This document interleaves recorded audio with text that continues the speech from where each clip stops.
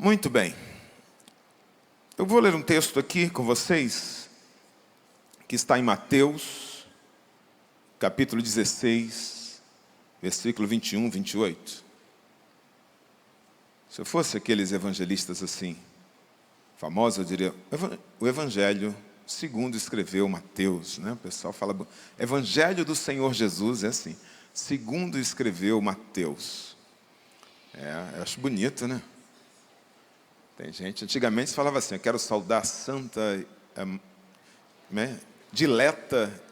Santa Igreja com a dileta paz do Senhor. Tinha essas palavras, né?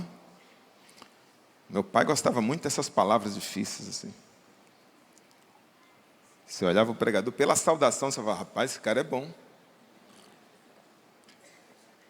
Hoje o tom está mais dialogal, né? Está menos locutor, né? O pregador que prega assim, está mais difícil, é mais dialogal. Mateus 16, a partir do versículo 21, nós vamos ler até o versículo 26, tá bom? E vamos percorrer aqui por esse texto. Eu acho que o pessoal vai jogar na tela aqui também.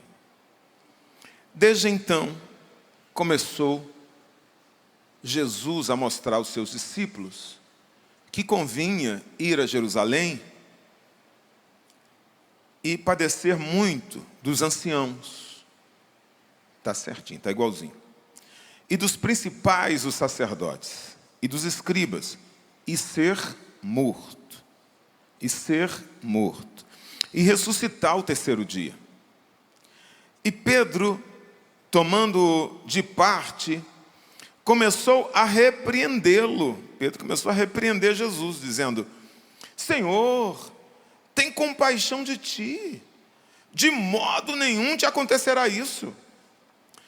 Ele, Jesus, porém, voltando-se, disse a Pedro, para trás de mim, Satanás, que me serves de escândalo, porque não compreendes as coisas que são de Deus, mas só as que são dos homens. Então, Jesus disse aos seus discípulos, se alguém quiser vir após mim, renuncie-se a si mesmo, tome sobre si a sua cruz e siga-me. Porque aquele que quiser salvar a sua alma, perdê-la-á. E quem perder a sua vida por amor de mim, achá-la-á. Pois que aproveita o homem ganhar o mundo inteiro, se perder sua alma, ou que dará o homem em recompensa da sua alma. Diga amém. Que Deus nos abençoe, que Deus use sua palavra para falar conosco nessa noite. Sem dúvida, esse é um dos textos, dentre aqueles textos que eu amo, um dos meus prediletos. Eu prego sobre esse assunto com certa regularidade, porque é um assunto que tem a ver com a minha teologia, com aquilo que eu acredito, com aquilo que eu penso. Então eu prego com a verdade que não surge a partir de um livro que eu li ou a partir de um convencimento intelectual. É algo que realmente brota dentro de mim. Eu creio nisso aqui que eu vou pregar. E eu amo esse texto porque ele me ajuda a expressar exatamente aquilo que eu penso, aquilo que eu creio. Existem pregadores americanos que são especialistas em pregar sobre um assunto, né? Então eles escolhem um assunto da teologia, eles vão pregar sobre aquilo, sobre graça, vão pregar sobre prosperidade, vão pregar sobre família, e eles se especializam naquilo. Nós brasileiros, a gente não tem muito esse hábito, né? O pastor brasileiro acha que ele pode pregar sobre qualquer assunto e prega. Eu não sei se a gente domina todos os assuntos. Mas se eu fosse pensar e eu pudesse realmente fazer isso e mudar um pouco essa cultura, eu gostaria de desenvolver uma teologia, um assunto, um tema não, mas um assunto em que eu pudesse extrair temas a partir desse assunto e pregar sobre isso. Talvez quem dirige igreja fica mais difícil, né? Que é o ano da família, a gente vai pregar sobre família. O ano do serviço tem que pregar sobre servir. Mas tem pregadores que só pregam sobre servir, sobre voluntariado, são especialistas nisso. De modo que, se eu fosse desenvolver uma teologia e pregar sobre um assunto, essa mensagem ela vai abordar assuntos, vai abordar temas que têm muito a ver com o que eu penso. Então eu pregaria mensagens como essa, mensagens como Abacuque. Eu não creio muito no evangelho triunfalista, sabe? No evangelho que mamão com açúcar, que o crente vence sempre. Eu acredito no evangelho de comprometimento, de renúncia, de entrega, e que passa por cruz. E esse texto fala sobre isso. Eu quero, passo a passo, caminhar com vocês sobre esta mensagem, versículo a versículo, e extrair aqui algumas lições. Eu vou pedir para a mídia deixar os versículos, que nós vamos tratar essa mensagem textualmente. Então fica no versículo 1, tá bom? Até eu pedir para trocar para o 22 e a gente vai assim. O versículo 21 começa com a expressão desde então. Diga, desde então. Desde então é uma locução adverbial de tempo. Chama atenção para um momento de transição, de mudança entre o antes e o agora, o que vai acontecer. O que estava acontecendo até aquele momento e algo mudou. A partir de agora, há uma mudança em andamento. Então o versículo começa falando desse momento, de uma mudança de abordagem, desde então. Quando a gente pensa nessa locução adverbial, claro, a gente tem que parar e ver assim, o que aconteceu? O que está acontecendo para que essa mudança ocorresse? Se você voltar alguns versículos antes, versículo 13, você vai ver que esse trecho da Bíblia, que antecede ao versículo 21, está falando de uma ocasião muito conhecida no ministério de Jesus, que tem por título a Confissão de Pedro. Mateus 16, a partir do versículo 13, diz que Jesus está com os seus discípulos. Eles estão numa região de Cesareia de Filipe, e Jesus resolve questionar sobre o que as pessoas pensam, o que as pessoas falam sobre ele. Então ele se aproxima dos seus discípulos e diz assim: quem dizem os homens ser o Filho do Homem? Se referindo a ele mesmo. Aí os discípulos respondem: olha, as pessoas dizem, Senhor, que o Senhor é João Batista. Talvez João Batista tenha morrido, né, e ele reencarnou, era uma outra personalidade. Alguns dizem que o Senhor é o profeta Elias. Tem outros que dizem que é Jeremias, um dos profetas, Isaías, Ezequiel, o Senhor é um dos profetas lá. E claro, só a bola fora, só a alternativa errada. Então, Jesus pergunta para eles: e vocês? Vocês, quem vocês dizem que eu sou? Essa pergunta não era uma pergunta qualquer, não era uma pergunta retórica. Essa pergunta, ela era de profunda importância. Era uma pergunta fundamental para o ministério daqueles homens, para aquilo que estava para acontecer. A própria salvação, a própria igreja dependia da resposta que eles dariam. Quando a gente olha o ministério de Jesus em relação às pessoas, ao ser humano, né, havia dois grupos, havia dois focos. Um foco primário e um foco secundário.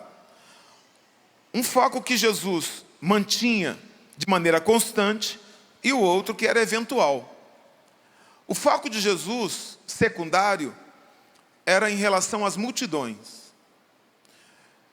A multidão não era o foco principal de Jesus. Jesus não estava tão preocupado em conquistar as multidões, embora ele amasse as pessoas. Mas acontecia de Jesus pregar uma mensagem, ele pregava por parábola, e as pessoas não entendiam. Não entendiam. E às vezes ele não explicava porque se cumpriu uma palavra que diz: ouvirão e não entenderão. Jesus não tinha preocupação de usar aqueles 3 anos para ir o mais distante que fosse e alcançar o maior número de pessoas que ele pudesse alcançar, não. Embora ele tenha lido o livro de Isaías e dito: o Espírito está sobre mim para pregar o Evangelho, né, para libertar os cativos, curar os enfermos. Mas veja, ele chega para a mulher cirofenícia e fala: não tem milagre para você não. Eu não vim para todo mundo não, eu não vim para os sírios fenícios, eu não vim para os romanos, eu não vim para os gregos, não, eu vim para os judeus. Eu vim para o meu povo. Ele sabia qual era o seu público-alvo e ele nunca saiu daquelas províncias ali. Jesus nunca saiu daquelas províncias. E ele não estava realmente preocupado em se tornar conhecido, aclamado pelas multidões. Ele até dizia: não conta para ninguém não, tá? Te curei, fiz algo tremendo na sua vida, mas vai em silêncio. Não sei se era uma questão de marketing, mas de qualquer forma, a multidão não era o foco principal de Jesus. O foco principal de Jesus eram esses 12 homens. Eram os 12 apóstolos que Jesus realmente voltava o seu coração.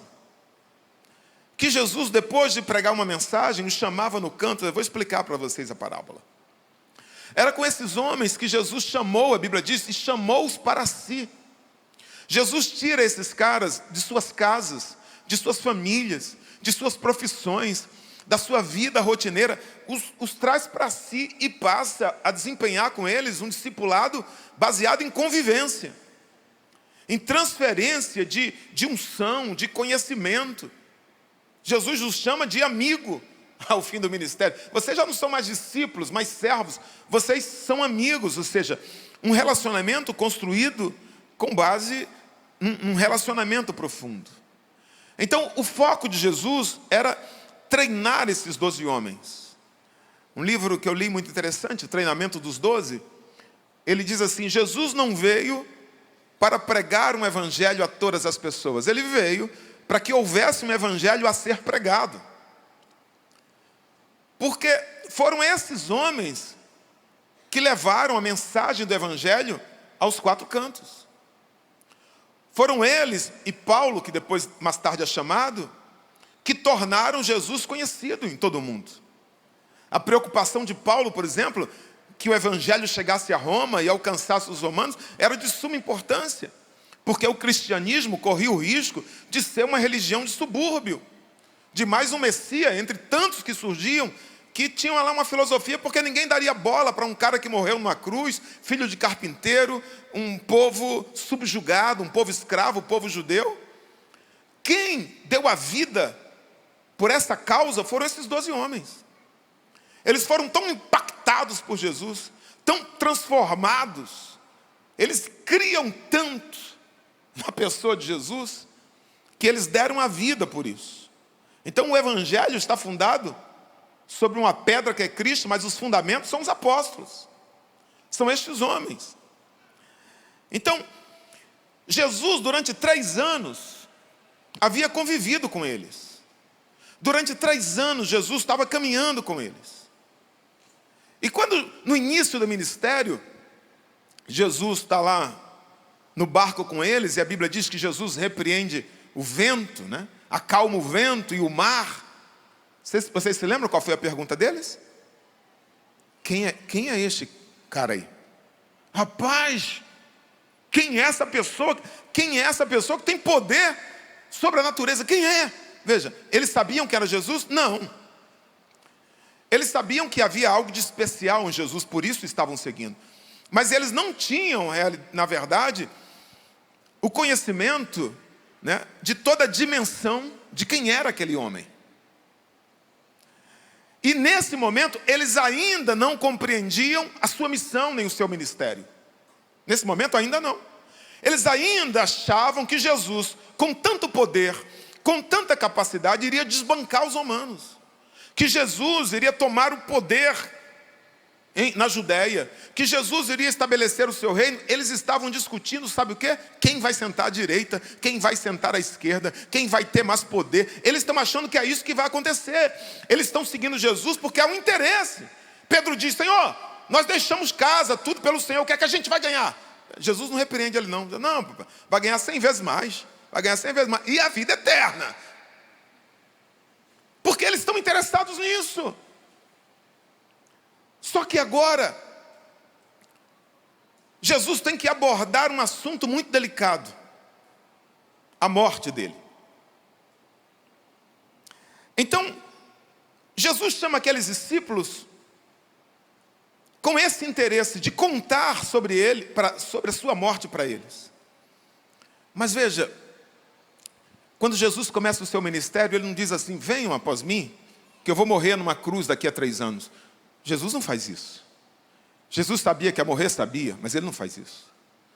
Porque se Jesus faz isso, ó, venham, que daqui a 3 anos eu vou morrer numa cruz, vocês vão ficar desesperados, vão ser perseguidos, vão ficar sozinhos aí, não, eles não iam deixar a casa, não iam deixar nada não.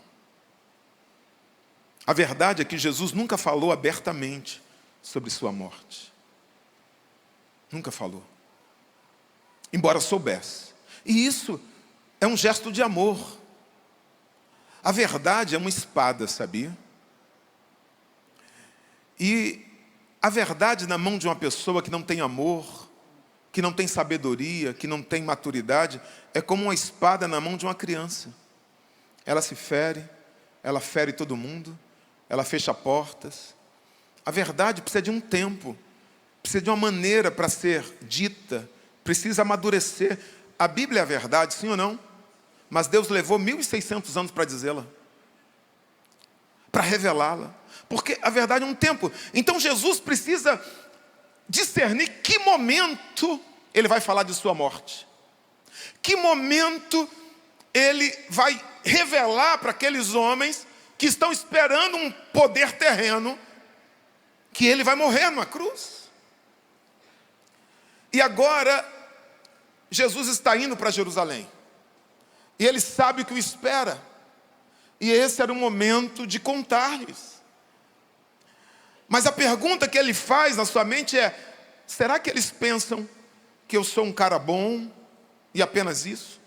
Será que eles pensam que eu sou uma pessoa dotada de uma inteligência, de uma capacidade intelectual? Será que eles pensam que eu sou uma pessoa com poderes místicos? Será que ele pensa que eu sou um dos profetas? Será que eles pensam isso sobre mim? Será que eles sabem quem eu sou? Então Jesus chama ele e pergunta sobre as pessoas, o que as pessoas dizem. Mas essa não era a intenção era perguntar para eles. Então aquela pergunta era uma espécie de prova oral. Se aqueles alunos, depois de 3 anos convivendo com ele, sabiam quem ele era, ou iriam dizer assim: não, o senhor é um profeta, o senhor é um mestre, o senhor é um cara que faz o bem, que ama as pessoas. Então era muito importante a resposta que eles dariam. E quando Jesus pergunta assim: e vocês, quem vocês dizem que eu sou? Então eles dizem assim: tu és o Cristo, o Filho do Deus vivo.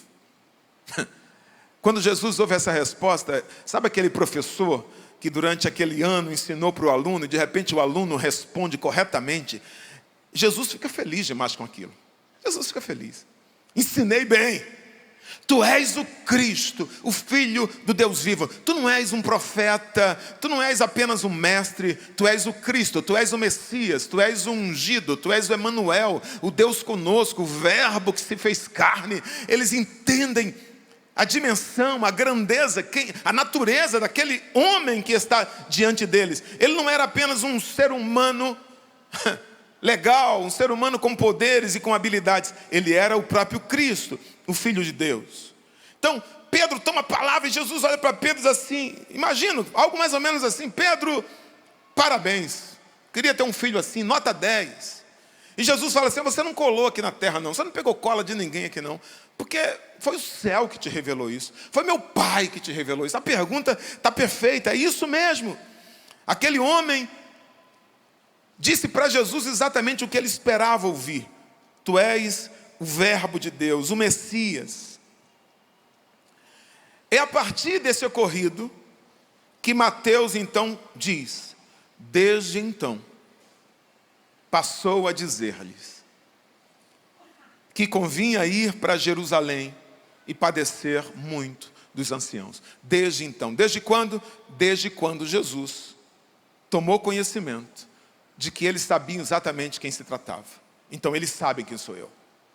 Por que essa preocupação, pastor? Porque aqueles homens não poderiam ser pegos de surpresa. Jesus seria humilhado, mas ele não seria humilhado porque ele não tinha poder para vencer aquilo. Ele se humilhou. Ele precisava saber que Jesus não seria morto porque ele não tinha poder de livrar-se da morte. Ele estava se oferecendo por amor. Eles precisavam saber que a morte de Jesus não seria a quebra de um plano. Ao contrário, a morte de Jesus fazia parte de um plano.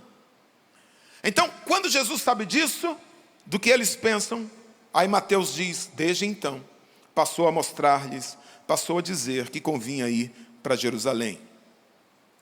Embora sempre fosse do conhecimento do mestre o que lhe esperava, como seria a sua morte, Jesus nunca falou abertamente. Você vai ver nos evangelhos Jesus falando assim, sabe aquela serpente que foi erguida no deserto? Então, o Filho do Homem vai ser erguido assim. Né? Que as pessoas olhavam para ela, para a serpente de Moisés, e não morriam com picada de cobra. Você fala, o Filho do Homem vai ser levantado sobre madeiro. Sabe o sinal de Jonas? O Jonas, que foi engolido pelo peixe, ficou 3 dias no ventre do peixe. Então, o Filho do Homem vai ficar 3 dias no ventre da terra, no seio da terra. Sabe esse templo aqui? Eu vou destruir esse templo e vou reerguê-lo em 3 dias. Pastor, eles entendiam? Não, eles não entendiam. Porque Jesus está falando por parábola. Jesus está contando de uma maneira que eles não compreendiam, de dar a carne por amor de muitos. Então, sempre Jesus falou por parábola, mas agora não. Agora Jesus precisa falar abertamente, não mais de maneira figurada. Veja que dessa vez é diferente. Ele abre o jogo. Ele diz assim, eu estou indo para Jerusalém e eu vou padecer.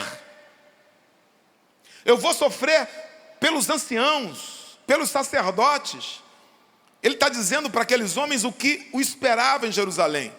Mas veja, até na hora de falar a verdade, Jesus expressa amor e cuidado com eles. Jesus não fala dos pregos em suas mãos. Jesus não fala da coroa de espinho. Jesus não fala que ele vai receber cusparada no rosto, que vão dar bofetada. Ele não fala da cruz, que ele vai ser pregado, das chicotadas. Ele não fala, ele diz assim, padecer muito. É como quando a sua filhinha, o seu filhinho pergunta, como é que eu nasci com 5 anos? Aí você fala assim, papai, uma semente, né? Papai, a semente ali, a semente. Você não conta tudo, né, irmão? Pô, cuidado, porque eles iam se escandalizar. Então Jesus, sabe aquele filme de terror, que a imagem é meio desfocada, o sangue fica meio preto e branco? É mais ou menos isso. Jesus fala para não chocar, porque Jesus sabia o que esperava, eu vou padecer muito. Mas ele conclui, ele diz assim, eu vou ser morto. E isso não é uma parábola. Então imagine o rosto daqueles homens, quando pela primeira vez, porque é a primeira vez que eles ouvem isso, que Jesus diz, eu vou ser morto. O choque. E imediatamente, antes que eles se abatam, antes que o semblante caia, antes que eles se deem por derrotado, embora eles estejam diante do Filho de Deus, que sabe que vai ser morto, e era parte do plano, do chamado, do propósito, Jesus diz imediatamente, mas eu vou ressuscitar ao 3º dia. Um evangelho que diz assim, há uma cruz, e essa cruz é inevitável, mas não é o fim, a esperança, a vida. Eu vou vencer a morte, eu vou ressuscitar ao 3º dia. Jesus conta de maneira clara, mas sem ser explícita, e ao mesmo tempo, não termina com morte, ele dá uma esperança para aqueles homens. Olha, eu vou ser morto, mas eu vou ressuscitar ao 3º dia. Você pode dizer amém? A cruz era inevitável, fazia parte. Ele poderia evitar a cruz? Poderia. Mas era na cruz que ele esmagaria a cabeça da serpente. É na cruz que ele compraria homens de todas as tribos, línguas, povos e nações. Foi na cruz que ele comprou a minha vida, que ele comprou sua vida. Foi na cruz que ele rasgou a cédula que nos condenava. Foi na cruz que ele rasgou o véu que nos separava de Deus. A cruz fazia parte. Ele conquistou a nossa salvação e nos fez filhos na cruz. Mas antes que a tristeza tomasse conta dos discípulos, ele também fala da ressurreição. Mas quando Pedro ouve da morte, olha o que é que Pedro faz. Pedro chama a parte, versículo 22 coloca. Pedro chama, vem cá, Jesus. Ele chama a parte, vou te dar uma ideia aqui, vou te dar uma ideia, vou te dar um conselho. A expressão que Mateus usa, repreendeu Jesus. O cara não tem juízo um cara desse. Repreendeu Jesus. Ele acaba de dizer que Jesus é o Cristo, Filho do Deus vivo, e ele acha que pode dar conselho para Jesus. Vou te dar um conselho. Ele fala assim, Senhor, não faz isso não. O Senhor é muito jovem. O Senhor é muito bom. O Senhor anda sobre as águas. Quem anda sobre as águas? Eu tentei, afundei, não consegui. O Senhor anda numa boa, sabe? O Senhor ressuscita mortos, o Senhor é amado, as pessoas tocam no Senhor e são curadas. Como que o Senhor vai morrer? O Senhor tem que libertar a nossa nação. Não é o caminho, o Senhor deve estar equivocado, o Senhor deve ter ouvido alguma coisa que não foi Deus, que tentando dar conselhos para Jesus. Não faça isso contigo, isso não pode acontecer. Ele está inconformado. Pedro está inconformado. Inconformado não só por carnalidade, mas inconformado pelo amor que ele tinha pelo mestre. Aquilo feria completamente os seus planos, tudo que ele pensava. Então ele está falando ali em nome de todos os discípulos. Só que ele não percebia o quão irreverente ele estava sendo. Ele não percebia o quão carnal ele estava sendo. Jesus chama, ele diz assim, ô Pedro, você está falando como Satanás. Para trás de mim, você está falando como um inimigo, sem noção. Versículo 23, coloca aí, por favor. Para trás de mim, ele diz, Satanás, que me serves de escândalo, porque você não compreende as coisas de Deus. Você não compreende os planos de Deus. O mesmo discípulo que, um pouco antes, recebeu um elogio, uma nota 10, que numa ocasião foi chamado por Jesus de homem de pedra, esse discípulo agora fala com afeição carnal. Esse discípulo agora fala como Satanás. Satanás é inimigo. Ele fala como um inimigo de Deus. E Jesus o repreende duramente. Um amigo fala a verdade e falou, você fala como Satanás para trás de mim. Por que Jesus falou assim? Jesus está virado, pastor? Não, Jesus não está virado. Nem Jesus falou assim porque queria repreendê-lo. Estava sendo tentado, né? Não, para com isso, não fala disso não, rapaz, para com isso. Não estava sendo tentado, nem irado. A severidade, a dureza com que Jesus falou, é porque Pedro estava agindo como Satanás. E Jesus conhecia essa voz. A voz que dizia assim, ei, não precisa se sacrificar. A voz que dizia assim, para que sofrer? Para que percorrer um caminho tão difícil?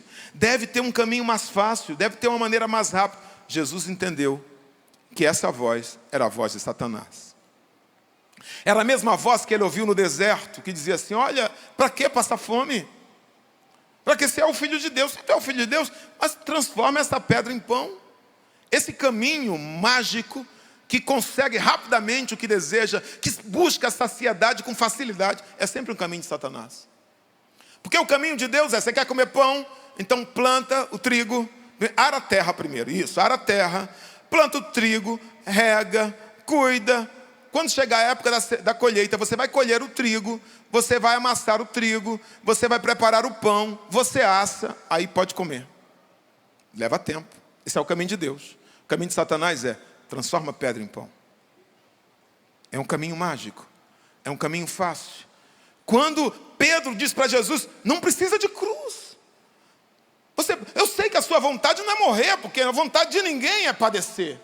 Faz a tua vontade. Não precisa seguir o plano.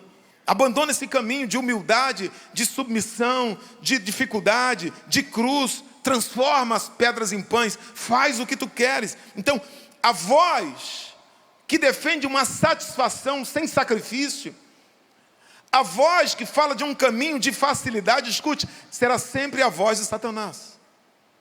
A voz de Deus nunca vai ser um caminho de facilidade sem sacrifício. Quando alguém está com dúvida sobre qual o caminho de Deus, pastor, eu estou diante de uma bifurcação, tem duas opções na minha vida e eu não sei qual o caminho de Deus. Eu sei, é o mais difícil. É o mais difícil.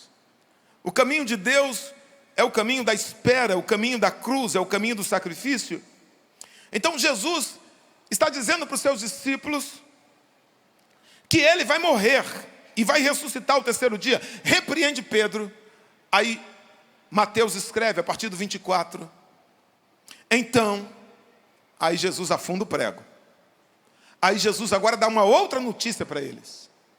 Então Jesus diz assim: então disse Jesus aos seus discípulos: se alguém quiser vir após mim, renuncie a si mesmo, tome sobre si a sua cruz e siga-me. Agora Jesus está dizendo: ei, deixa eu falar uma coisa para você. Eu vou tomar minha cruz em Jerusalém, mas eu tenho uma notícia para dar para vocês. Como meus discípulos, vocês também têm que tomar uma cruz. Tem uma cruz para vocês. A novidade não era que apenas Jesus passaria por algum tipo de sofrimento, de renúncia, mas os próprios discípulos, eles próprios, deveriam também tomar uma cruz. Tomar uma cruz. Como condição para segui-lo, aqui o mestre estreita o caminho. Essas são as bases fundamentais do Evangelho. Um Evangelho verdadeiro é isso aqui. Ele tem base em 2 fundamentos. Quais são, pastor? Diga: negar a si mesmo e tomar a cruz. Diga: negar a si mesmo e tomar a cruz. Não há Evangelho sem essa renúncia e não há Evangelho sem essa decisão. Pelo menos Evangelho verdadeiro. Tem um livro que eu gostava muito quando eu, a minha adolescência, escrito por Neymar de Barros, acho que é um escritor católico, O Diabo é Cor-de-Rosa. Ele dizia assim: levar a cruz no peito é fácil, difícil é ter peito para levar a cruz. Mas essa é a proposta do Evangelho.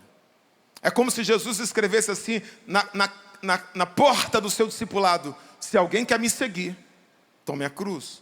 Veja que esse não é o convite geral que Jesus faz. Se alguém está cansado, vem a mim. Se alguém está fadigado, vem a mim. Eu troco o seu jugo pelo meu jugo suave. Vem a mim. Não, todos os cansados, os oprimidos. Não. Este é um convite feito àqueles que o conhecem. Esse é um convite feito àqueles que caminharam com ele. E Jesus está falando aos seus discípulos, ou à sua igreja: se alguém quiser vir após mim, se alguém quiser me seguir, se alguém quiser me imitar, se alguém quiser ser meu discípulo, então você tem que fazer 2 coisas. Você tem que negar a si mesmo e você tem que tomar a sua cruz. O que significa negar a si mesmo? Isso é pouco compreendido por muitos crentes. Muitos cristãos imaginam que negar a si mesmo é você assumir uma posição de autopenitência. Negar a si mesmo é: eu não vou realizar nenhuma vontade minha. Eu não vou comer um prato que eu goste. Eu não vou dormir numa cama confortável. Eu vou viver uma vida sem prazer sexual. Eu vou fazer voto de pobreza. Eu não posso ter um bom carro. Eu vou viver isolado de todo mundo. Não. Negar a si mesmo não significa escolher necessariamente um caminho de sofrimento. Não é negar a si mesmo, não é isso. Como algumas pessoas pensavam isso, somente na Idade Média. Negar a si mesmo no Evangelho é se autoflagelar, é se impor sofrimento, é viver como uma seta, como um ermitão, num convento, num lugar fechado e não ter prazer nenhum. Então isso não é negar a si mesmo. A vida de um discípulo de Cristo pode ter prazeres, um bom prato, e isso não é pecado, um bom carro, isso não é nenhum equívoco, não há nenhum problema nisso. Então, o que é negar a si mesmo, pastor? Negar a si mesmo é submeter a minha vontade à vontade de Deus. Dentro de nós existe um reizinho, um senhorzinho chamado eu, chamado ego. A proposta do cristianismo não é matar o eu, não é matar o ego, porque quem propõe matar o eu é outra religião, é religião oriental, coisa de oriental. Anule o seu eu, não tenha vontade. Estoicos, epicureus, não. O Evangelho não é matar o eu. Porque uma das coisas mais lindas que Deus fez é a sua individualidade.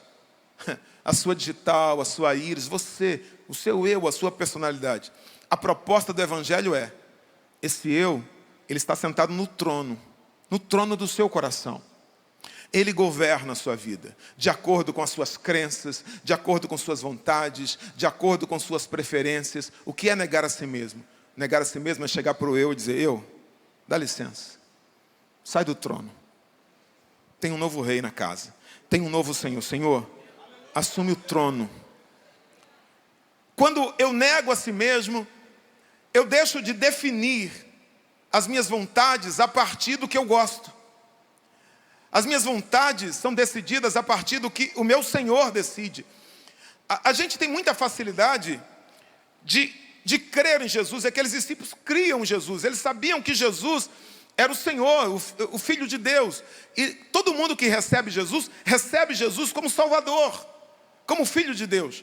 E você é salvo por isso. Mas a proposta de Jesus aqui é dizer o seguinte: negar a si mesmo é recebê-lo como Senhor. E o que significa tê-lo como Senhor? Significa assim, olha, eu renuncio o trono, eu renuncio o comando. O que é certo para mim, o que é bom para mim, é aquilo que o Senhor diz. O meu norte está na tua direção. Eu não decido a minha vida com base nos meus achismos, é a tua vontade. É aquilo que o Senhor decide. Ou seja, eu abro mão da governança da minha própria vida para que Deus reine, para que Deus governe. Eu tenho um sonho, vou te dar um exemplo. Eu tenho um sonho.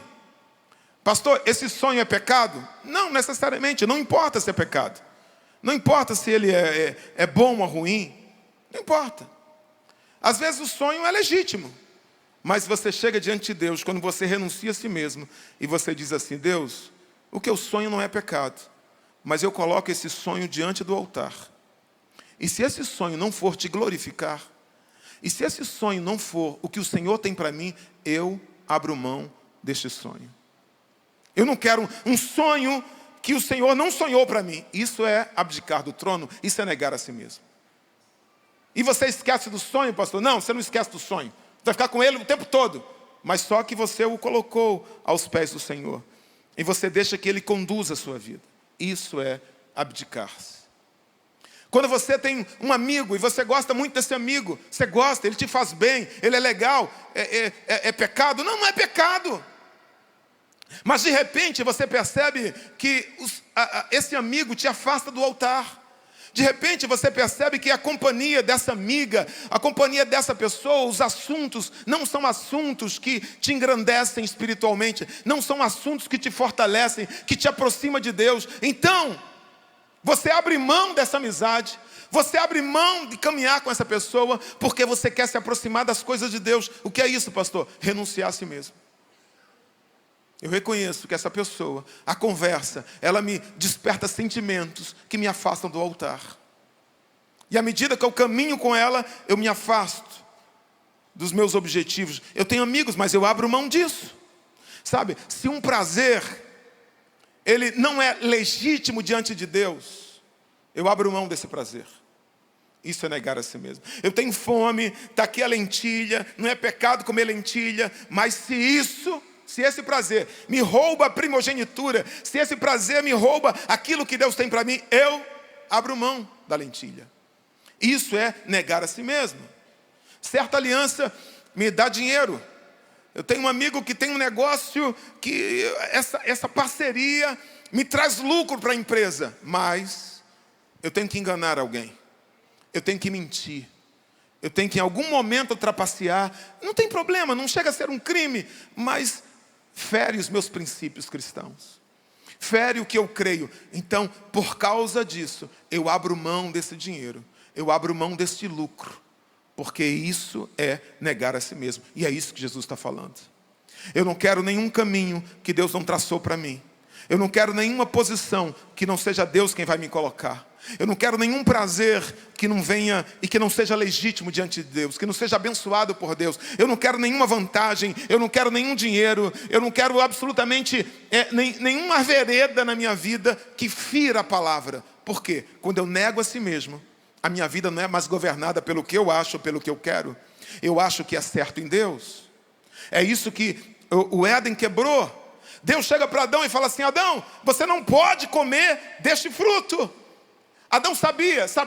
Adão foi enganado? Não, quem foi enganado foi Eva. Adão sabia, mas Adão disse assim: eu sei que Deus não quer, mas eu quero e eu vou comer, eu decido. Ele se torna Deus, ele toma o domínio, ele governa a sua própria vida, ele decide fazer de acordo com sua vontade. Isso é o que, pastor? É se assenhorar de si, é tornar senhor de si. É o contrário de Jesus. Jesus também está no jardim, como Adão estava no jardim.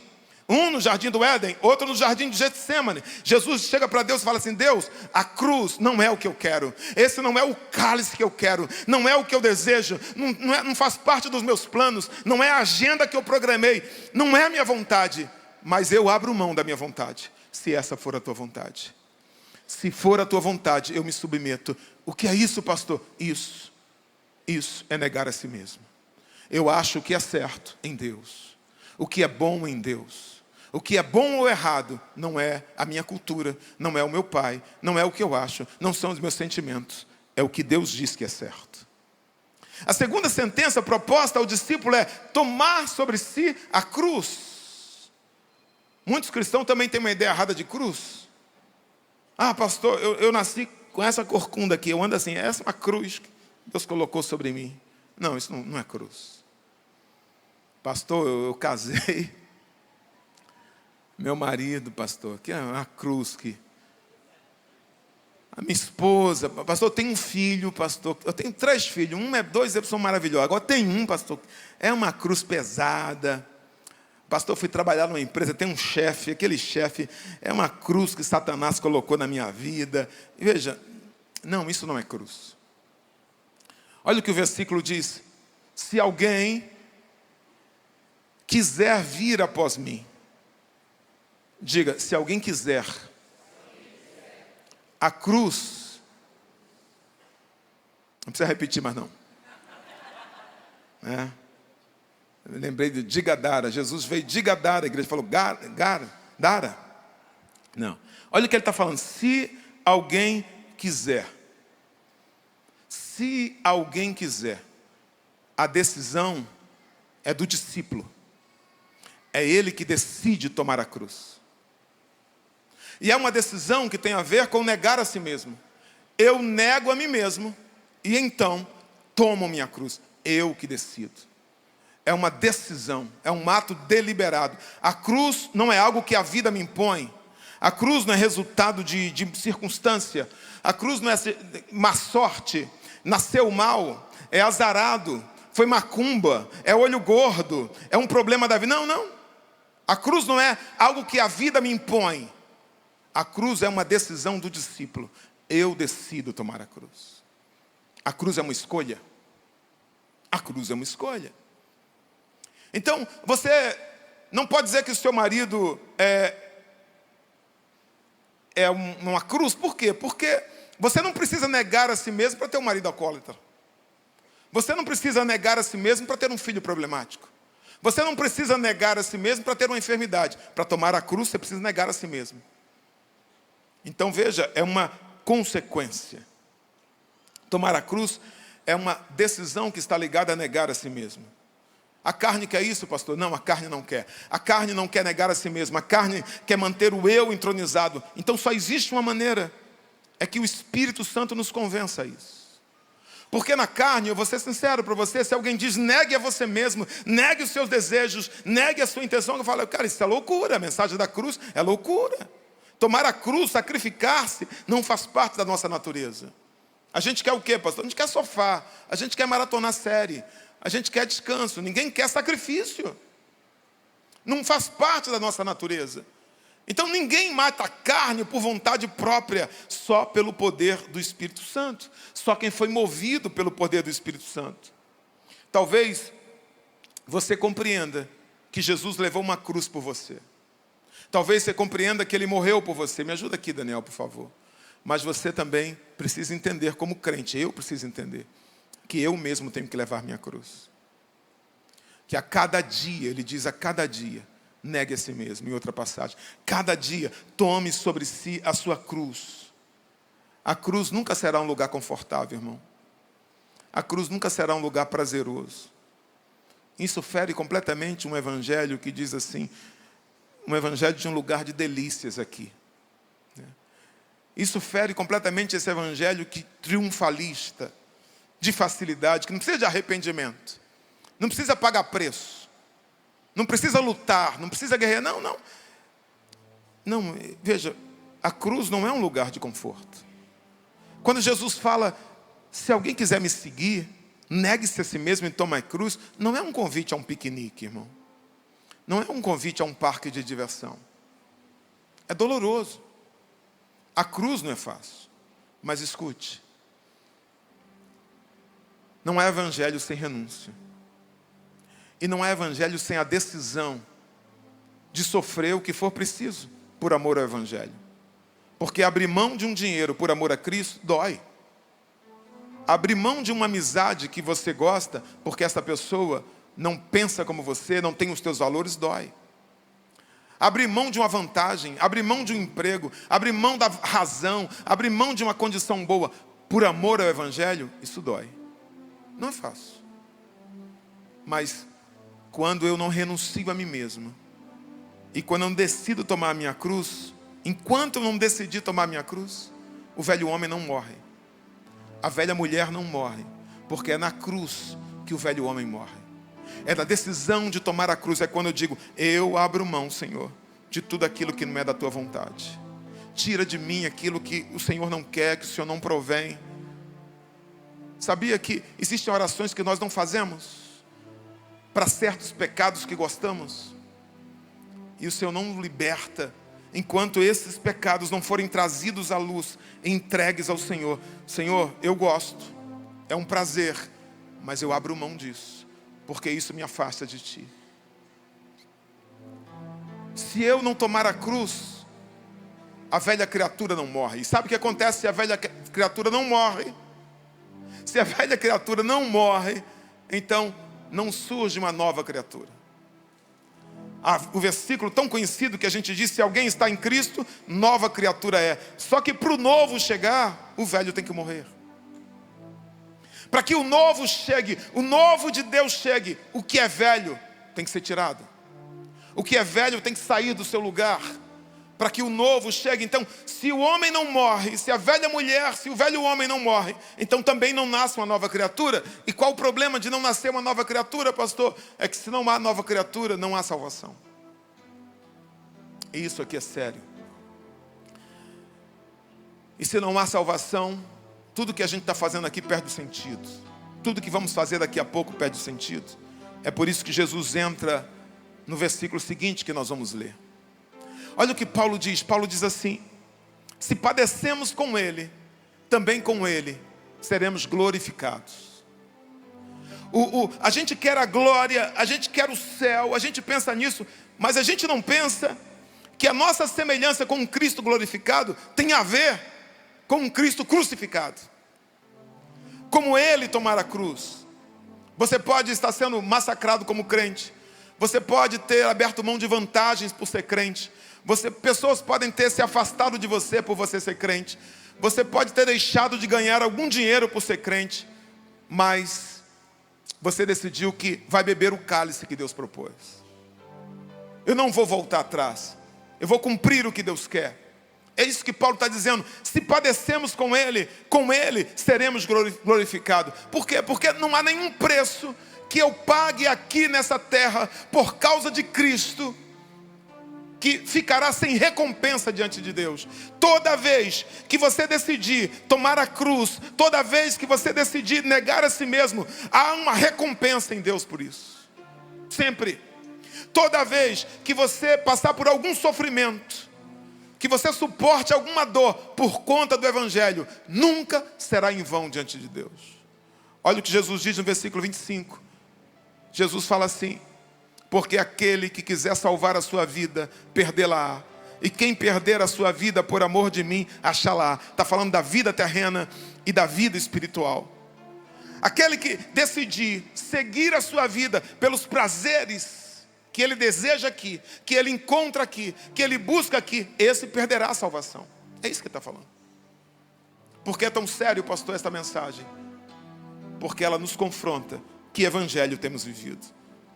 Esse é um princípio universal Qual o princípio universal, pastor? Escolher algo significa perder algo. Não se pode escolher tudo. Escolher uma coisa significa abrir mão de todas as outras. E é exatamente o que a Bíblia diz: ninguém pode amar as coisas do mundo, ninguém pode amar as coisas desta vida, dessa terra, e viver como o valor máximo da sua vida, da sua existência, coisas terrenas, e ainda assim ambicionar, desejar alcançar o céu. Não. Se eu amar isso, Jesus está falando, se o meu coração for dominado por esta vida, então eu perderei aquela vida. Porque se eu quiser esta vida, eu tenho que perder essa. Se eu quiser esta vida, eu tenho que morrer na cruz, com Cristo. Abrir mão de minha vontade. Esse meu ego tem que morrer. Esse orgulho tem que acabar.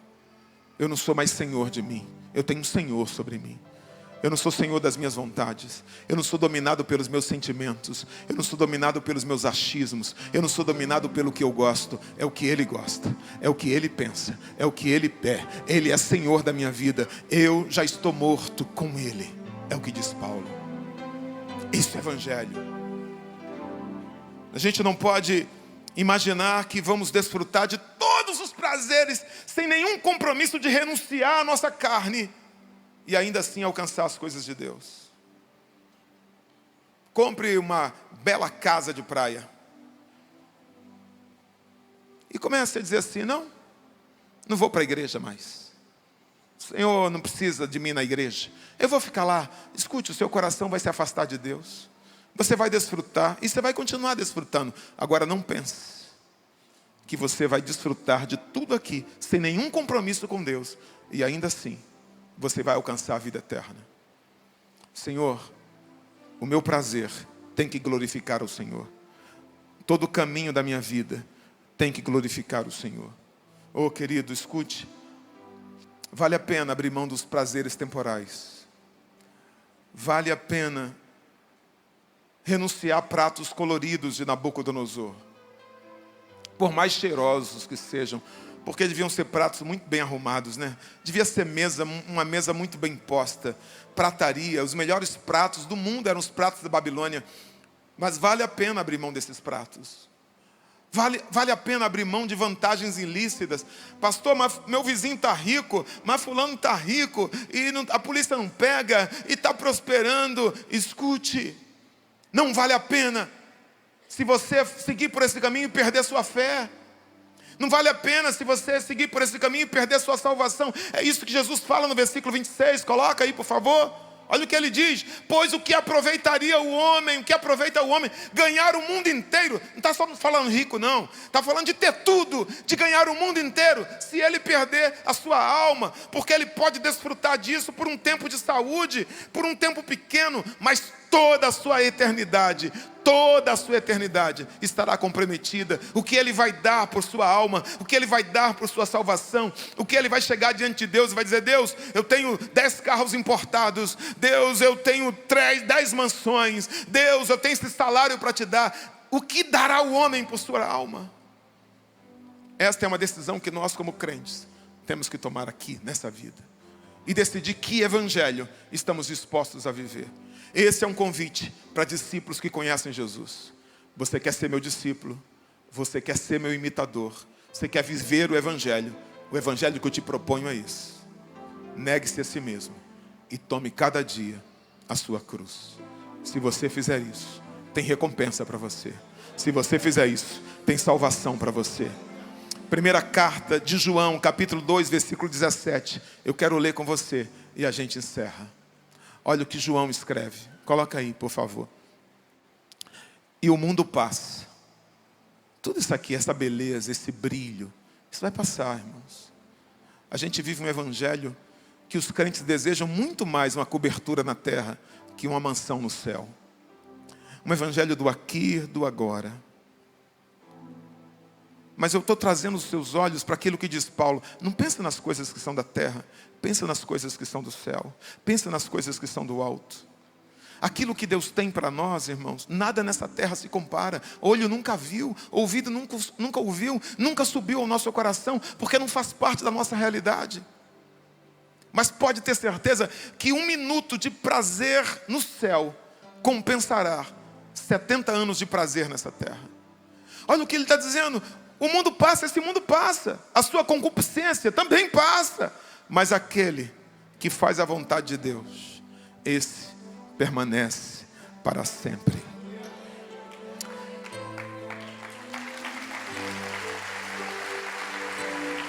Aleluia. Aqui, pastor Amarildo, celebra a ceia aqui. Vamos chamar aqui o Ministério Louvor também.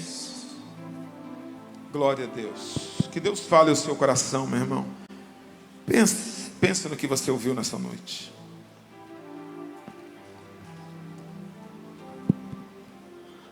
Vamos se colocar em pé. Nós sabemos e nós temos consciência que nós estamos aqui